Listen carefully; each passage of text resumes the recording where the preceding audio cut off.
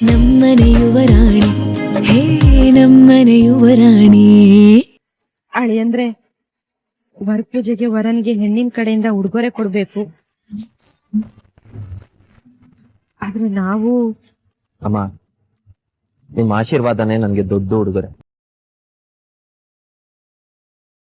ಅದಕ್ಕಿಂತ ಮಿಗಿಲಾಗಿ ಬೇರೆ ಏನು ಬೇಡ.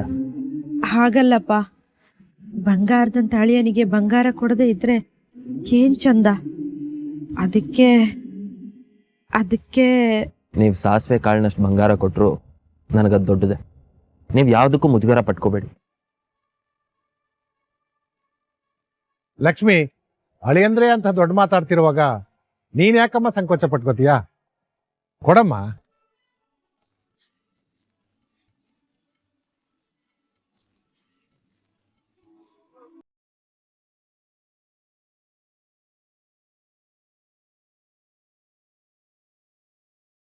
ಅಮ್ಮ, ಇಷ್ಟು ಚೆನ್ನಾಗಿರೋ ಚೈನ್ನ ಇಟ್ಕೊಂಡು ಏನು ಇಲ್ಲ ಅಂತ ಹೇಳ್ತಾ ಇದ್ದೀರಲ್ಲ, ಅಣ್ಣನ ಕೊರಳಿಗೆ ಇದು ಸೂಪರ್ ಆಗಿ ಕಾಣುತ್ತೆ. ತೊಡ್ಸಿ. ಅದು ಬೇಡಪ್ಪ. ತುಳಸಿ ಮಾ,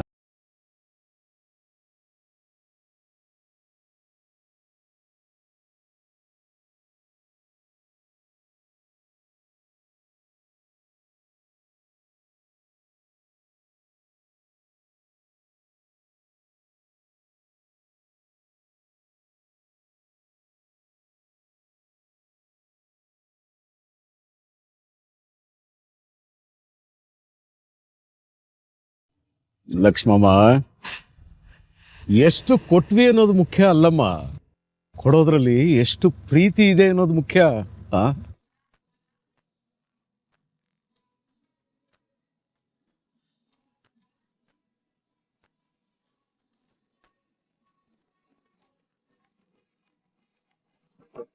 ಎಷ್ಟು ಭಯ ಆಗಿತ್ತು ಕಣೆ. ಅಂತ ಕೋಟ್ಯಾಧಿಪತಿಗಳಿಗೆ ಎಲ್ರೆದ್ರು ಸರ ಕೊಟ್ಟು ಎಲ್ಲಿ ಅವಮಾನ ಆಗ್ಬಿಡತ್ತೋ ಅಂತ ಅನ್ಕೊಂಡೆ. ಅಮ್ಮ, ಅವ್ರ ದೊಡ್ಡ ಗುಣ, ದೊಡ್ಡ ಮಾತಿಂದ ನಮ್ಮನ್ನೆಲ್ಲರನ್ನೂ ಎತ್ತರಕ್ಕೆ ಏರಿಸ್ಬಿಟ್ರಮ್ಮ. ನಿಜವಾಗ್ಲೂ ಇಂಥ ಮನೆ ಪಡೆಯೋದಕ್ಕೆ ಅಕ್ಕ, ನಾವು ಎಲ್ಲರೂ ಎಷ್ಟು ಪುಣ್ಯ ಮಾಡಿದೀವಿ. ಹೌದು ಕಣೆ, ತಪಸ್ಸೆ ಕೂತ ಆ ದೇವ್ರನ್ ಬೇಡ್ಕೊಂಡಿದ್ರು ಇಂಥ ಹುಡುಗ ಸಿಕ್ತಿದ್ನೋ ಇಲ್ವೋ ಗೊತ್ತಿಲ್ಲ. ಭಗವಂತ.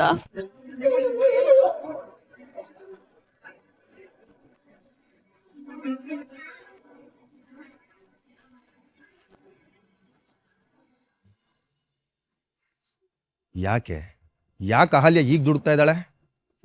ಅಮ್ಮ ತಂಗಿ ಸಂತೋಷಕ್ಕೋಸ್ಕರ ಇವಳು ತನ್ನನ್ನು ತಾನೇ ಮರಿತಾ ಇದ್ದಾಳೆ. ಇದು ಸರಿ ಇಲ್ಲ, ಇದ್ಯಾಕೋ ಸರಿ ಇಲ್ಲ.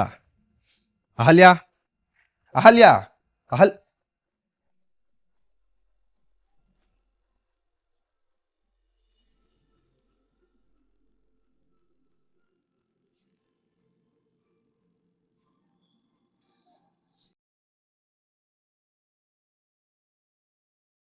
ದೃಷ್ಟಿ ತೆಗೆಸ್ಕೊಂಡೇನಮ್ಮ?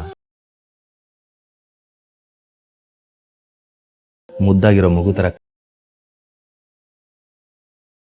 ಈಗ ಅಣ್ಣ ಇರ್ಬೇಕಾಗಿತ್ತು. ಅಣ್ಣ ನಿನ್ನ ಹೀಗೆ ನೋಡ್ಬೇಕಾಗಿತ್ತಮ್ಮ. ಅಪ್ಪ ಈಗಿಲ್ವಲ್ಲ, ಮತ್ತ್ಯಾಕ ಮಾತು ಚಿಕ್ಕಪ್ಪ? ಅಹಲ್ಯ, ನಿನ್ನನ್ನು ಹೀಗೆ ಮದುವೆ ಮಗಳಾಗಿ ನೋಡ್ಬೇಕು ಅಂತ ಅಣ್ಣನ್ ತುಂಬಾ ಆಸೆ ಇತ್ತಮ್ಮ. ನಿನ್ನನ್ನು ಹೀಗೆ ನೋಡೋದಕ್ಕೆ ನನಗೆ ತುಂಬಾ ಖುಷಿ ಆಗ್ತದೆ. ಆದ್ರೆ ಈ ಮದುವೆ ನನಗ್ ಗೊತ್ತು ಚಿಕ್ಕಪ್ಪ, ನಿಮ್ ಭಯ ಏನು ಅಂತ. ನೀವೇನು ಟೆನ್ಷನ್ ಮಾಡ್ಕೋಬೇಡಿ. ನಾನೆಲ್ಲಾ ರೀತಿಯಿಂದ ಯೋಚನೆ ಮಾಡಿನೆ ಈ ಮದ್ವೆಗೆ ಒಪ್ಕೊಂಡಿರೋದು.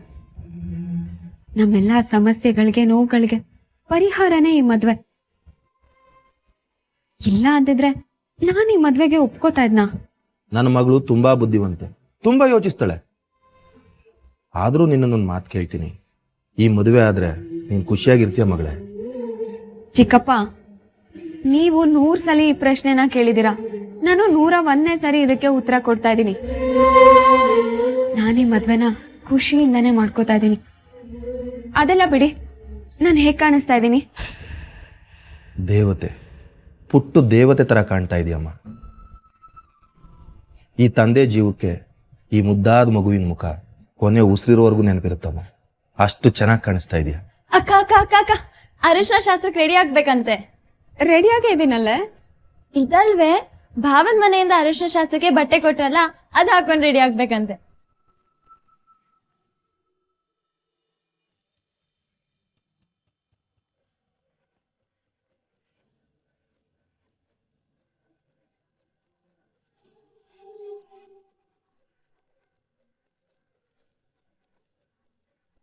ಮನ್ಯ ಯಾಕೆ ಬರೋದು ಇಷ್ಟೊತ್ತಾಯ್ತು? ಅಯ್ಯೋ ಇಂಪಾರ್ಟೆಂಟ್ ನ್ಯೂಸ್ ಕಣೆ. ಹ ನಾನು ಅದಕ್ಕೆ ಕಾಯ್ತಿದ್ದೆ. ಟೆನ್ಷನ್ ಆಗುವಂತದ್ದೇನು ಇಲ್ಲ ತಾನೆ? ಅಯ್ಯೋ ಸೀರಿಯಸ್ ವಿಷಯ, ಗಾಬರಿ ಆಗುವಂತ ವಿಷಯ. ಈ ವಿಷಯ ನೀನೇನಾದ್ರೂ ಕೇಳ್ಬಿಟ್ರೆ ನಿನ್ ಕಾಲ್ ಕೆಳಗಿರೋ ಭೂಮಿನೇ ಕುಸ್ತ ಹೋಗುತ್ತೆ.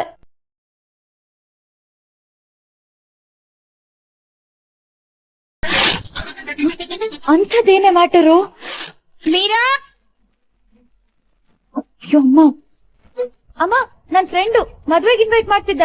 ಮಾನ್ಯ ಈಗ ಬಂದ್ಯಮ್ಮ? ಹ್ಞೂ ಆಂಟಿ. ಒಳಗಡೆ ಅರ್ಶಿನ ಶಾಸ್ತ್ರ ನಡೀತಾ ಇದೆ. ನನ್ನ ಒಬ್ಬಳ ಕೈಲಿ ಏನು ಮಾಡಕ್ ಆಗ್ತಾ ಇಲ್ಲ. ನೀನು ಬಾ ಮಾನ್ಯ, ನೀನು ಬಾ ಅಮ್ಮ, ಬೇಗ ಬಾ.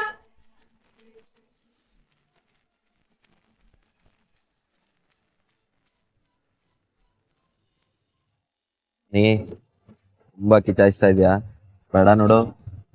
ನೀವು ನಂಬಲ್ ಹಾಕೊಂಡ್ರು ಅದಕ್ಕೆ ಇಲ್ದೇ ಇರುವಾಗ ಅದಕ್ಕೆ ಜೊತೆ ಮಾತಾಡ್ಬೇಕು ಅಂತ ಕನ್ಸ್ ಕಾಣ್ತಿರ್ತಾನೆ. ಅದಕ್ಕೆ ಎದುರಿಗೆ ಬಂದ್ರೆ ಸಾಕು, ಪಾಪ ನಮ್ಮ ಅಣ್ಣಂಗೆ ಮಾತುಗಳೇ ಮರ್ತೋಗುತ್ತೆ.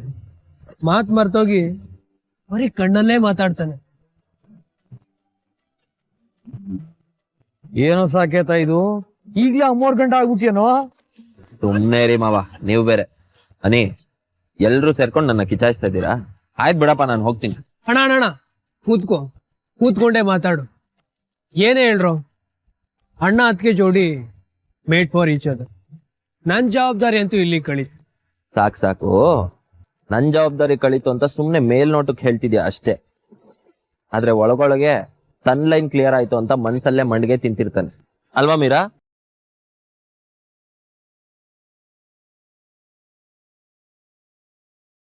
ಏನೋ ನೀ ಏನಾದ್ರೂ ವಿಶೇಷ ಇದೆಯೇನೋ? ಅಂತದ್ದೇನಿಲ್ಲ. ವಿಷಯ ಇರ್ಲಿ ಇಲ್ದೆ ಹೋಗ್ಲಿ, ನನ್ ಮದ್ವೆ ಆಗಿದ ತಕ್ಷಣ ಇನ್ನೊಂದ್ ವರ್ಷದಲ್ಲಿ ಇವನ್ಗೂ ವಾಲ್ಗ ಓದ್ಸೋದೆ, ಇವನ್ ಮದ್ವೆನೂ ಮಾಡಲ್ಲ. ಸಾಕೇತ್, ನಿನಗ್ ಹುಡುಗಿ ಹುಡ್ಕೋದಿಕ್ಕೆ ಇಷ್ಟು ವರ್ಷ ತಗೊಂಡಿದ್ದಾನೆ ಇವನು. ಇನ್ನು ತನಗ ಆರಿಸ್ಕೊಳ್ಳೋದಿಕ್ಕೆ ಅದು ಎಷ್ಟು ವರ್ಷ ತಗೋತಾನೋ ಏನೋ. ತಾತ, ನನಗ್ ಸರಿ ಹೊಂದೋ ಹುಡುಗಿನ ಇವನು ಹುಡುಕಿದ್ದಾನೆ. ಈಗ ಇವನಿಗೆ ಸರಿ ಹೊಂದೋ ಹುಡುಗಿನ ನಾನೇ ಹುಡುಕ್ತೀನಿ.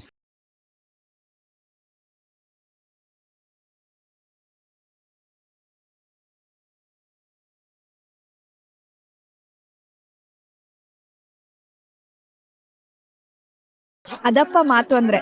ಸಾಕೇತ್ ಹುಡುಗಿ ಹುಡುಕಿದ್ರೆ ಆದಷ್ಟು ಬೇಗ ಮದ್ವೆ ಫಿಕ್ಸ್ ಆದಾಗೆ.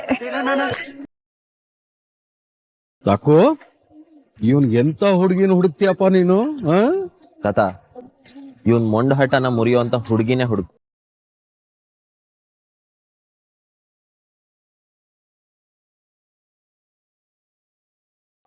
ಹಾ, ಇದು ಮಾತ್ರ 8ನೇ ಅದ್ಭುತಾನೆ. ಯಾವುದು? ಅಲ್ಲ ಕಣೋ ಅನಿ, ನಿನ್ ಕಾಲ್ ಎಳಿತಿದ್ರು, ನಿನ್ ಮದ್ವೆ ವಿಷಯ ಮಾತಾಡ್ತಿದ್ರು, ನಮ್ ಕೋಳಿ ಮರಿ ಏನು ಕಮೆಂಟೇ ಮಾಡ್ತಿಲ್ಲ. ಇದು ಆಶ್ಚರ್ಯನೇ ಕಣೋ. ಅಪರೂಪಕ್ಕೆ ಮದ್ವೆ ಕೆಲಸ ಮಾಡ್ತಾ ಇದ್ದಾಳೆ. ಮಾಡ್ಲಿ ಬಿಡು. ಸುಮ್ನೆ ಏನಾದ್ರು ನಾವು ಮಾತಾಡ್ಸಕ್ ಹೋದ್ರೆ ಇಲ್ದೇ ಇರೋ ತರಲೆ ಮಾಡ್ತಾಳೆ. ಅದ್ ಯಾವ್ದೇ ಅವ್ರ ಬುದ್ಧಿ ಕೊಟ್ಟು ಬಾಯಿಗೆ ಬೀಗ ಹಾಕೊಂಡು ಕೆಲಸ ಮಾಡ್ತಿದ್ದಾಳೆ. ಅಮ್ಮ, ಅರ್ಶಿನ ಶಾಸ್ತ್ರಕ್ಕೆಲ್ಲ ರೆಡಿ ಮಾಡಾಯ್ತು. ಸರಿಯಾಗಿದ್ಯಾ ನೋಡ್ಬಿಡು. ಸರಿ ಇದೆ. ಸರಿ, ಒಂದ್ ನಿಮಿಷ ಬಂದ. ಮೀರಾ, ಎಲ್ಲೋಗ್ತಿದ್ಯಾ? ಫ್ಲವರ್ ಡೆಕೋರೇಷನ್ಸ್ ಕರೆಕ್ಟ್ ಆಗಿ ಆಗಿದ್ಯೋ ಅಂತ ನೋಡ್ಕೊಂಡ್ ಬರ್ತೀನಿ. ನಮ್ ಕೋಳಿ ಮರಿ ಯಾವತ್ತೂ ಸೀರಿಯಸ್ ಆಗಿರ್ಲಿಲ್ವಲ್ಲ.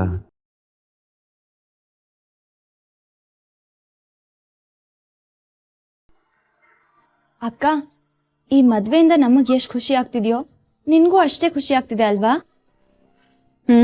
ಈ ಮದ್ವೆ ಆಗೋದ್ರಿಂದ ಎಲ್ಲಾ ಪ್ರಾಬ್ಲಮ್ಸ್ ದೂರ ಆಗುತ್ತಲ್ವಾ? ಹೌದು ಕಣೆ. ಅಕ್ಕ, ನಮಗೆ ಈ ಸಂಬಂಧ ಸಿಕ್ಕಿರೋದು 7 ಜನ್ಮದ ಪುಣ್ಯ ಅಲ್ವಾ? ನನ್ ತಂಗಿ ಯಾಕೆ ಸೀರಿಯಸ್ ಆಗಿ ಕೇಳ್ತಿದ್ದಾಳೆ? ಅಕ್ಕ, ಚಿಕ್ಕಪ್ಪನ ಮಾತ್ಗೆ ಜಾಸ್ತಿ ಗಮನ ಕೊಡಕ್ ಹೋಗ್ಬೇಡ, ಅವ್ರು ಸರಿ ಇಲ್ಲ. ಚಿಕ್ಕಪ್ಪ ಅಷ್ಟು ಸೆಲ್ಫಿಶ್ ವ್ಯಕ್ತಿನ ನಾನು ಎಲ್ಲೂ ನೋಡಿಲ್ಲ. ನೀನ್ ದೂರ ಆಗ್ಬಿಟ್ರೆ ಇವ್ರು ದುಡ್ದು ಹಾಕ್ಬೇಕಲ್ಲ ಅಂತ ಎಷ್ಟೊಂದೆಲ್ಲ ಡ್ರಾಮಾ ಮಾಡ್ತಿದಾರೆ ನೋಡು. ನಿನ್ ಮದ್ವೆ ನಿರ್ಧಾರನ ಮುರಿಯಕ್ ನೋಡ್ತಿದ್ದಾರೆ. ಸರಿ ಇಲ್ಲ ಈ ಚಿಕ್ಕಪ್ಪ. ನಮ್ರತಾ, ದೊಡ್ಡವರಿಗೆ ಗೌರವ ಕೊಡೋದನ್ನ ಕಲಿ. ಅವ್ರೇನು, ಅವ್ರಿಗೇನಾಗಿದೆ, ಯಾಕೆ ಹಾಗಾಡ್ತಾರೆ ಅಂತ ನನಗ್ ಚೆನ್ನಾಗ್ ಗೊತ್ತು. ಅವ್ರ ಆತಂಕ ನಿನಗ್ ಅರ್ಥ ಆಗಲ್ಲ, ಅರ್ಥ ಆಗೋದು ಬೇಡ. ತಲೆಗೆ ಕೊಟ್ಟಿದೀವಿ ಅಂತ ಬಾಯಿಗೆ ಬಂದ ಹಾಗೆ ಮಾತಾಡ್ಬೇಕು ಅಂತಲ್ಲ. ಇನ್ ಮುಂದೆ ಚಿಕ್ಕಪ್ಪನ ಬಗ್ಗೆ ಮಾತಾಡ್ಬೇಕಾದ್ರೆ ಎಚ್ಚರ ಇಟ್ಕೊಂಡ್ ಮಾತಾಡು. ಸಾರಿ ಅಕ್ಕ, ನೀನ್ ಎಲ್ಲಿ ಡಿಸಿಷನ್ ಚೇಂಜ್ ಮಾಡ್ಬಿಡ್ತೀವ ಅನ್ನೋ ಭಯಕ್ಕೆ ಹೇಳ್ದೆ ಅಷ್ಟೇ. ಸಾರಿ. ನಮ್ರತಾ, ಅಮ್ಮು ಅಮ್ಮು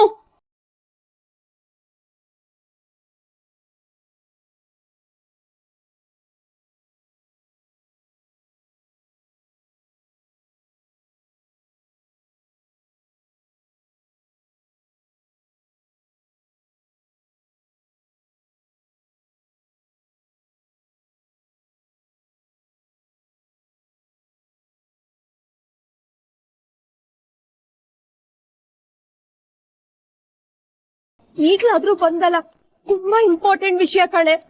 ಬರ್ತೀಯೋ ಇಲ್ವೋ ಅಂತ ಗಾಬರಿ ಆಗೋಗ್ಬಿಟ್ಟಿತ್ತು. ಅದೇನೋ ಭೂಮಿ ಕುಸಿಯೋ ಆಗಿದೆ ಮ್ಯಾಟರ್ ಅಂತ ಹೇಳಿದ್ಮೇಲಿಂದ ನನ್ ಹೃದಯ ಡವ ಡವ ಅಂತ ಹೊಡ್ಕೋತಿದೆ ಕಣೆ. ಏನ್ ವಿಷಯ ಗೊತ್ತಾಯ್ತು? ಅಲ್ಲಿ ಅಕ್ಕಂಗೂ ಅವನಿಗೂ ಏನ್ ಕನೆಕ್ಷನ್ ಇದೆ? ಅದ್ರ ಬಗ್ಗೆ ಮಾತಲ್ಲಿ ಹೇಳೋದಕ್ಕಾಗಲ್ಲ, ನೋಡ್ಬೇಕಷ್ಟೆ.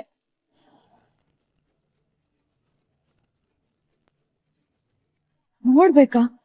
ಹಂಗಂದ್ರೆ ಒಂದ್ ನಿಮಿಷ.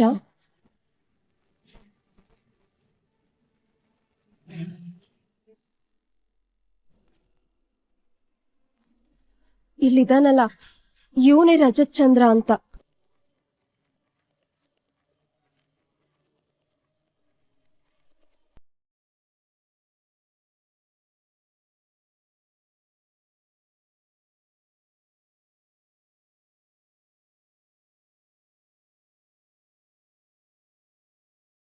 ನನ್ಗೂ ಇಷ್ಟೇ ಶಾಕ್ ಆಯ್ತು ಕಣೆ.